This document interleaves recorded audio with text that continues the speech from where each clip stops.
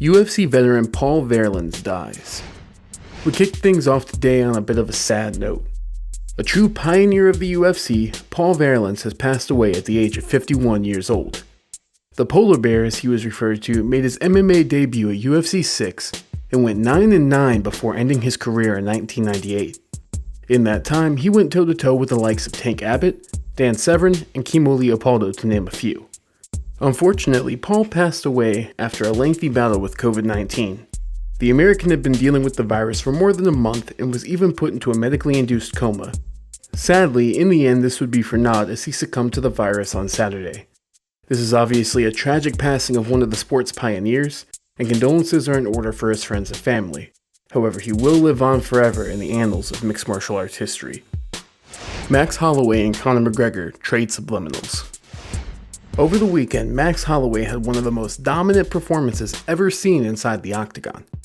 He completely battered Calvin Kattar over the course of their 5-round UFC on ABC main event, and in the process, the two shattered a combined 12 records for striking, with most of them coming from the insane output that Max had. Following the fight, everybody seemed blown away by Holloway's performance. The most impressive aspect of this fight may have been when Max looked at Daniel Cormier during the fight, told him he was the best boxer in the UFC, and then proceeded to duck and dodge Calvin's strikes without looking. However, Conor McGregor was not exactly impressed by what he saw, taking a second to laugh at his former opponent on Twitter. In response to this, Max fired back with his own subliminal message. He quoted a tweet from a member of Conor McGregor's media website, The Mac Life, in which Oscar Willis called Max's antics the coolest thing he had ever seen, by giving his own LOL response. So it appears that these two are still sharing a healthy rivalry after all this time.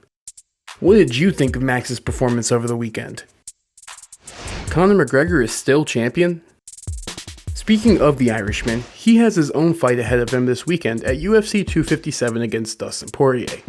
There are a ton of title implications heading into this fight, with lightweight champ Khabib Nurmagomedov saying that he will return for one more fight if he sees something impressive during this card.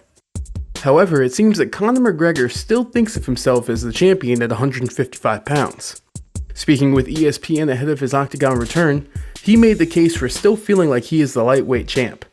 His thought process is that because the title was never wrapped around Khabib's waist after the infamous UFC 229 brawl, Khabib wasn't ever the undisputed champ.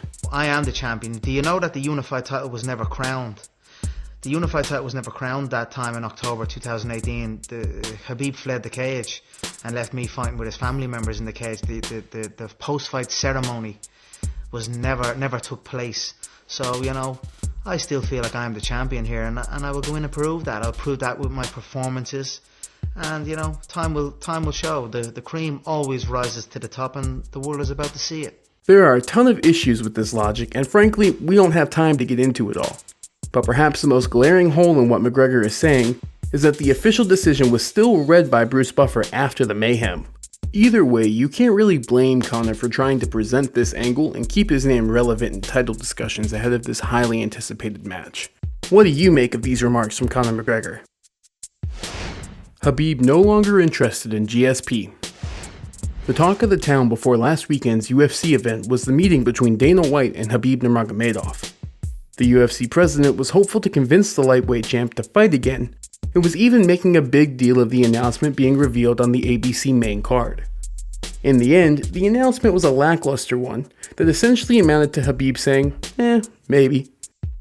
According to White, he is interested in potentially fighting the winner of either the co-main or the main event at UFC 257, provided they show him something impressive. One person who Khabib is seemingly not interested in anymore is George St. Pierre. This seemed like the fight that both men wanted to happen, but according to Dana White, this is no longer the case.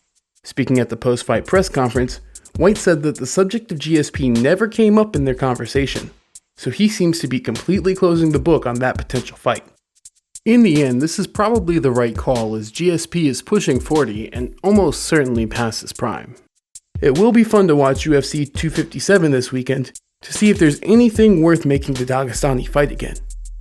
Diego Sanchez's soul has been raped.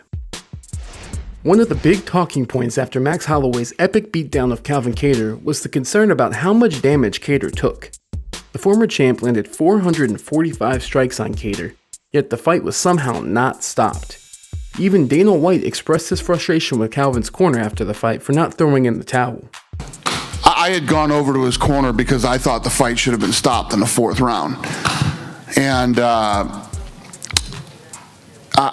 was freaking out a little bit. But Dana White wasn't the only one who had some concerns about the damage that Kattar took. Longtime UFC veteran and potential bearer of CTE himself, Diego Sanchez had some sage words after the contest. Posting to Twitter, he explained that he thinks Calvin Kattar lost a piece of his soul to Max Holloway after that hellacious beating, and that he will never be the same afterward.